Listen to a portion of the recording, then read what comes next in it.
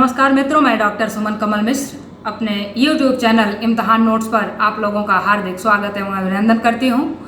और इन्हीं शब्दों के साथ हम ईश्वर से इस संकट काल में कामना करेंगे कि जो भी जहाँ रहे स्वस्थ रहें, संतुष्ट रहें। और हम सब ने जैसा कि पिछले वीडियो में ये चर्चा किया था कि छायावाद से जुड़ी हुई बातें करेंगे, तो आते हैं हम अपने विषय पर।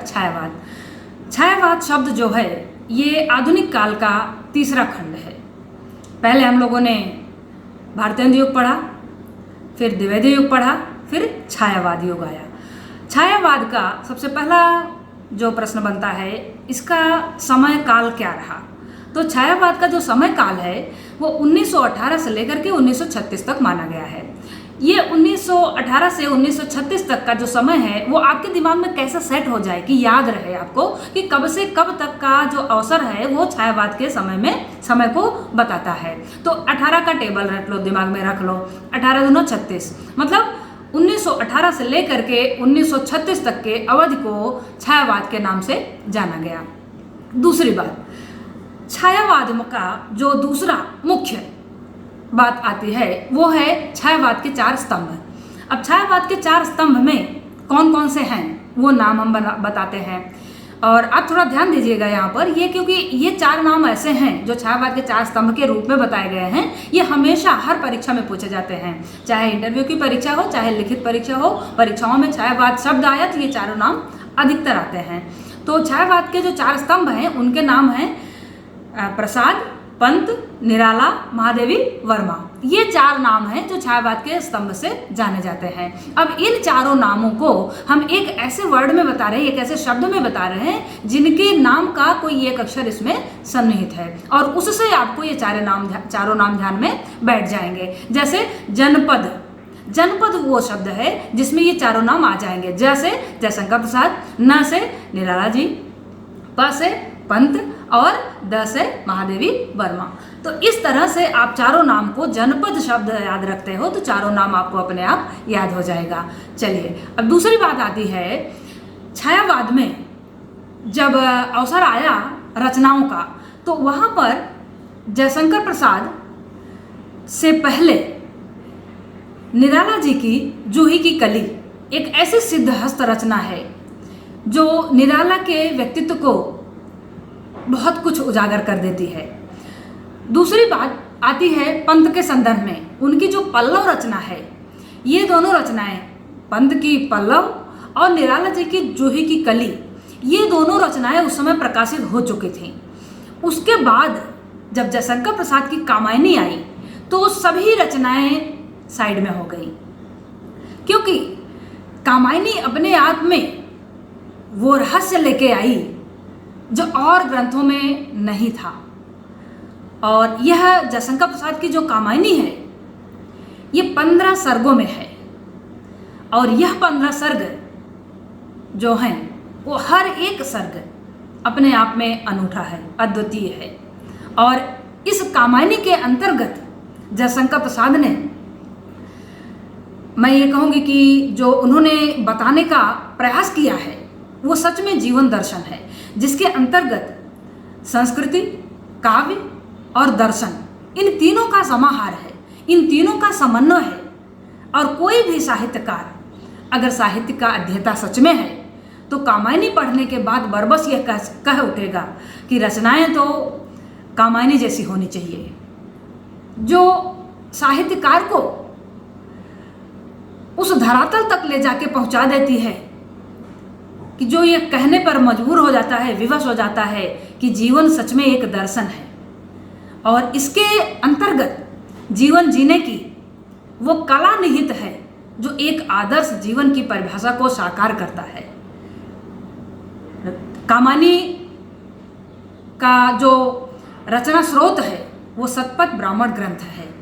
यहाँ से जयशंकर प्रसाद जी ने स्रोत बनाया इस ग्रंथ को, और फिर कामायनी की संरचना किया। और यह कामायनी जो है इसके अंतर्गत जो 15 सर्ग हैं उसको मैं आपके सम्मुख रख रही हूँ अभी।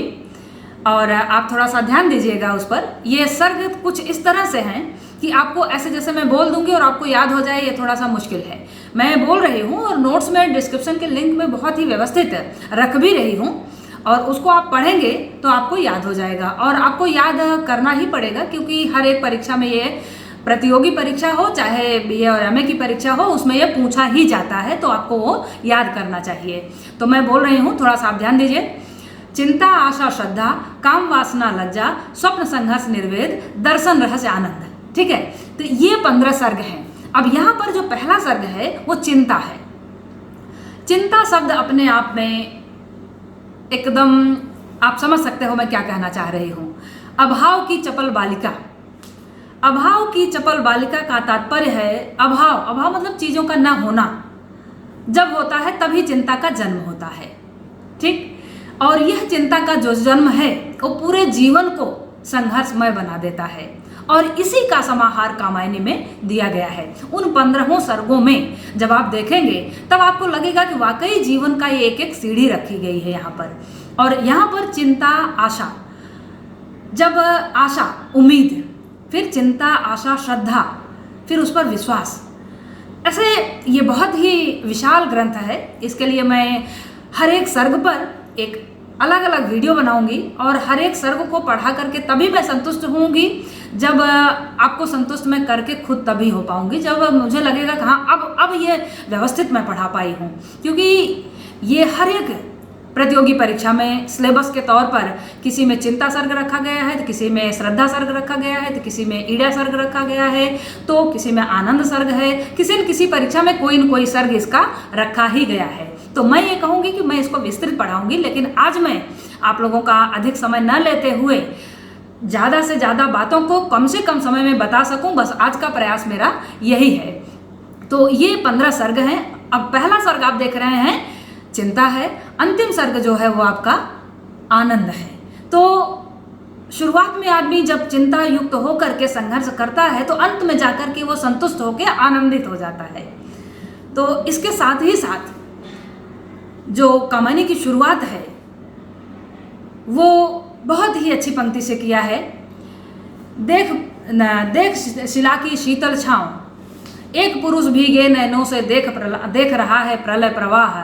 हिमगिर के उत्तुंग शिखर से देख शिला की शीतल छाँव, एक पुरुष भीगे नैनों से देख रहा है प्रलय प्रवाह। हिमगिर के उत्तुंग शिखर से बैठ शिला की शीतल छाँव, एक पुरुष भीगे नैनों से देख रहा है प्रलय प्रवाह। कहने का मतलब हिमगिर के उत्तुंग शिखर पर, हिमालय की पर्वत की चोटियों पर बैठा हुआ एक मनुष्य हिमगिर के उत्तुंग शिखर पर बैठ शिला की शीतल छाँव, एक पुरुष भीगे नयनों से देख रहा है प्रलय प्रवाह। एक पुरुष कौन है? मनु। ये मनु जो है, अब यहाँ पर 3 एक ऐसे पात्र हैं इनके।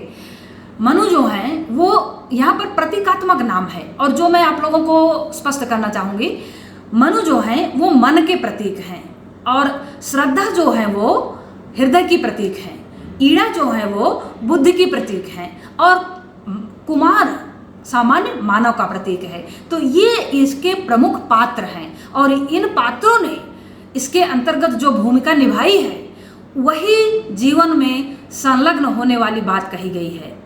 तो आप इसको मैं फिर से पढ़ाऊंगी, क्योंकि आज मैं इतने से संतुष्ट नहीं हो रही हूँ, लेकिन आप लोगों को मैं ये कहूँगी कि समय का सदुपयोग करते हुए अपने इस अवसर को बिताने का प्रयास करें, और इसी में संतुष्ट रहना सीखेंगे हम। और इन्हीं शब्दों के साथ आज हम अपनी वाणी को विराम देने की अनुमति चाहेंगे, और मिलते हैं फिर से अगले वीडियो में, और धन्यवाद।